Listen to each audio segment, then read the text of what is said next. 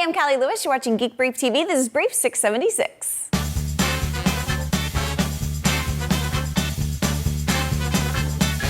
It's back to work after our annual streaming Christmas party last night with Jeff Smith.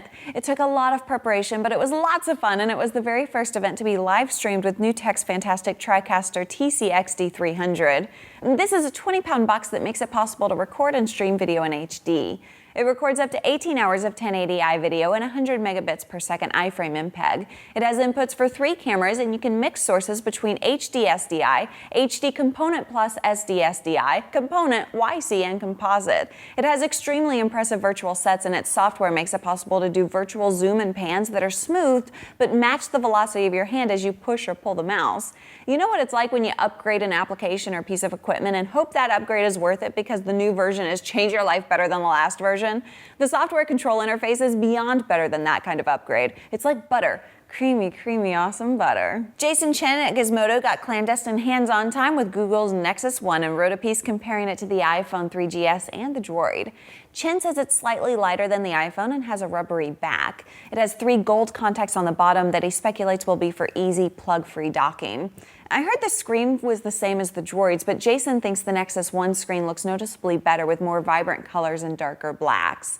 I think I'll do that Stephen Colbert thing and invent a word, uniquitude. One bit of uniquitude Nexus 1 will bring is an animated background that interacts with touch. One background causes blocks of light to radiate away from your touch, and another background creates a water drop effect. Jason concluded that the Nexus 1 beats the Motorola Droid all the way around and is the phone to want if you want an Android phone. It's a tad late, but thanks to GadgetyTech.com, I've had some hands-on time with Barnes & Noble's Nook. The recent 1.1 software update improved a lot of the problems people were complaining about, like super slow 3 to 4 second page turns and the unresponsive touchscreen. I really like how the device fits in my hands. It's sturdy and comfortable, and I've yet to accidentally hit the button to turn a page. Having a touchscreen at the bottom causes me to want to touch the e-ink portion of the screen, and when that doesn't work, I get a little annoyed. It still doesn't feel as responsive or polished as the Kindle, but if you personally like how it looks and you like being a Barnes & Noble customer, you'll probably like the Nook. Here's my fear. From my perspective, Nook competes with Kindle like Zune competes with iPod. If you're drawn to one, like I'm drawn to iPod and Kindle, you might not be drawn to the other. I hope the Kindle team at Amazon aren't moved to add a color touchscreen until it can be the only screen. While the touchscreen has a cool factor, the second screen turns out to be something I'd rather read without. The one laptop per child idea has been interesting to watch. The original idea of building a little notebook computer for $100 has yet to happen, but the whole process kind of reminds me of a football game. The goal is a touchdown, but the team works to get to it a little bit at a time. The first OLPC wasn't close to the $100 price goal, but it turned out to be a very cool little device, and Nicholas Negroponte is a little closer to his touchdown.